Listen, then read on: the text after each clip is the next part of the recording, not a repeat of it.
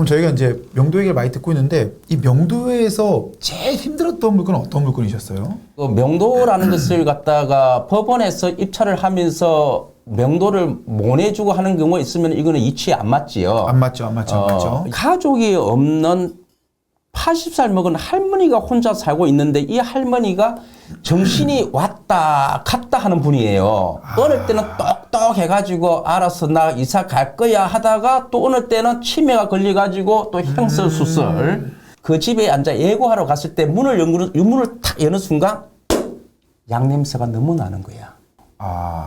자, 요런 경우에가 조금 명도하기가 집행관도 점유를 빼앗으라 하지만 집행관도 권력 남용의 원칙, 자기 권력을 남용해서는 안 된다. 집행관의 본인의 의무를 넘어서서는 안 된다. 술 마시고 비틀비틀하고 의식이 없는 사람들한테 나가 안 된다는 거지.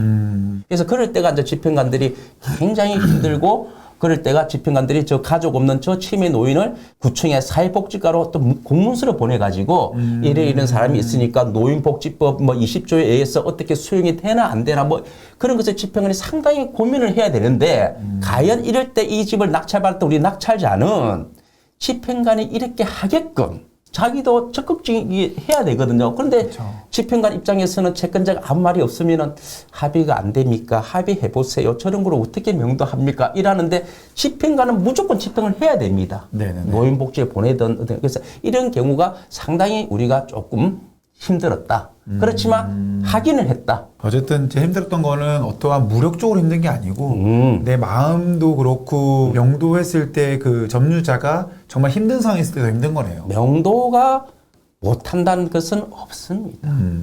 뭐 어느 야산에 가봤더만 토지를 샀는데 야산에 보니까 개가 막 침을 흘리면서 물을 뜬데 얼마나 무슨지 모르겠습니다. 30마리, 20마리가 막 버버버버 하는데 저 어떻게 하십니까? 개장수 2마리가 가니까 그냥 그런 경우 있습니까? 침을 지지질 흘리면서 뒤로 와, 나 그 개도 사람이구나. 무수할 줄 아는 거야. 자기를 내가 갔을 때는 뭐 잡아 먹으려고 으르르 하고 이랬거든. 그 철조망이 아닙니다. 그 철망 이런 게 있는데 네네. 개장수를 둘이 들어갔더만 뒤로 주주주 그걸 알아봅니까? 알아보더라고.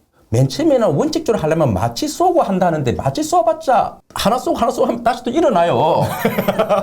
그래서 이제 채무자는 이 개를 믿은 거야.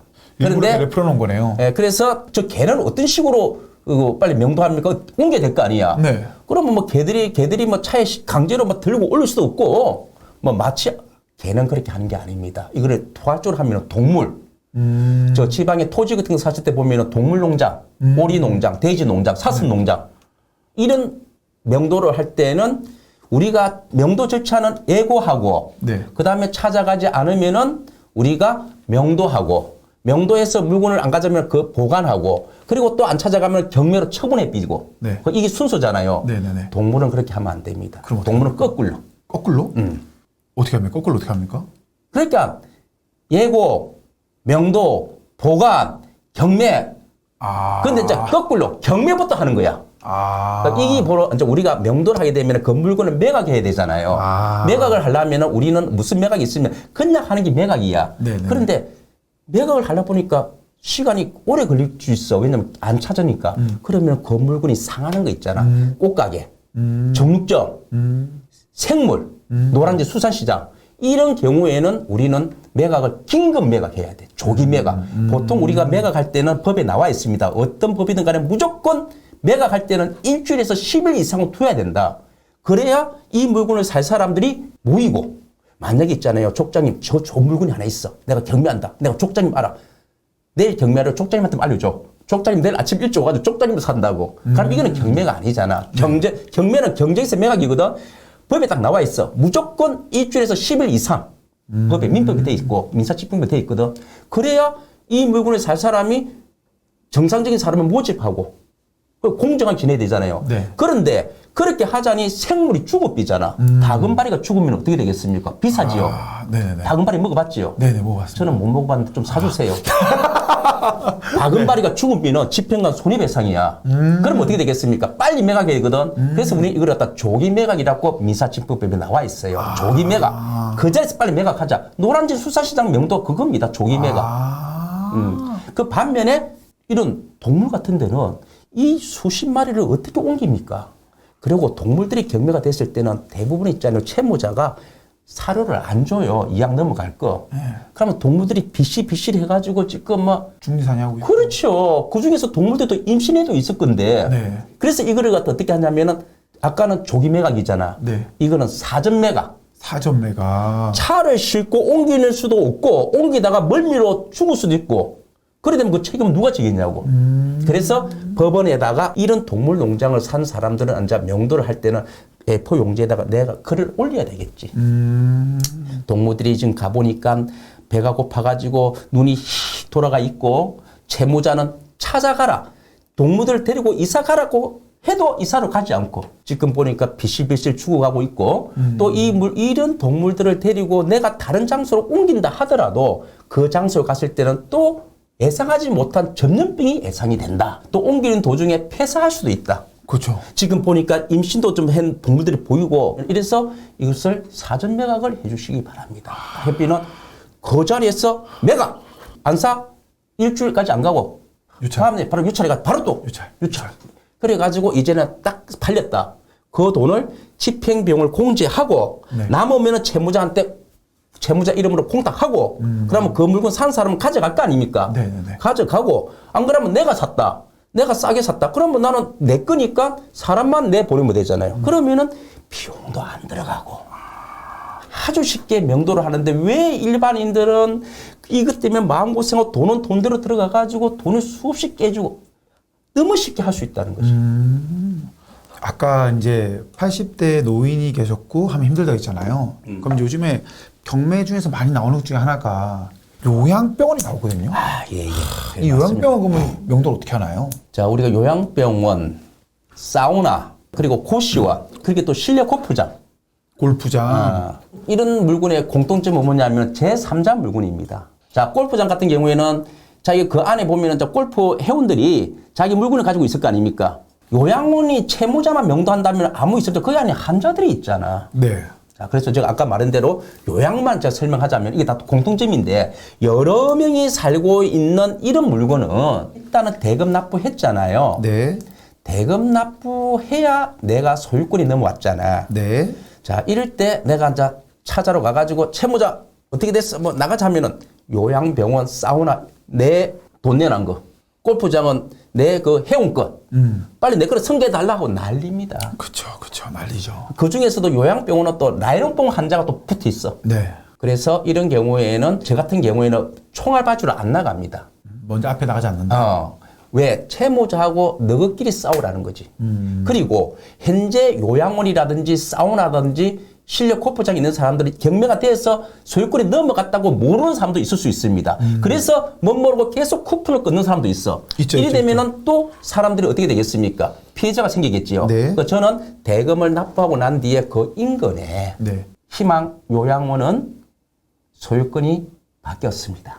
그래야 그 사람도 알아서 더 이상 쿠폰 안 하고 또 한 자리도 안 들어올 거 아닙니까? 사우나도 마찬가지고 쿠폰 남발이 되겠지. 실내 골프장 더 할 것이고.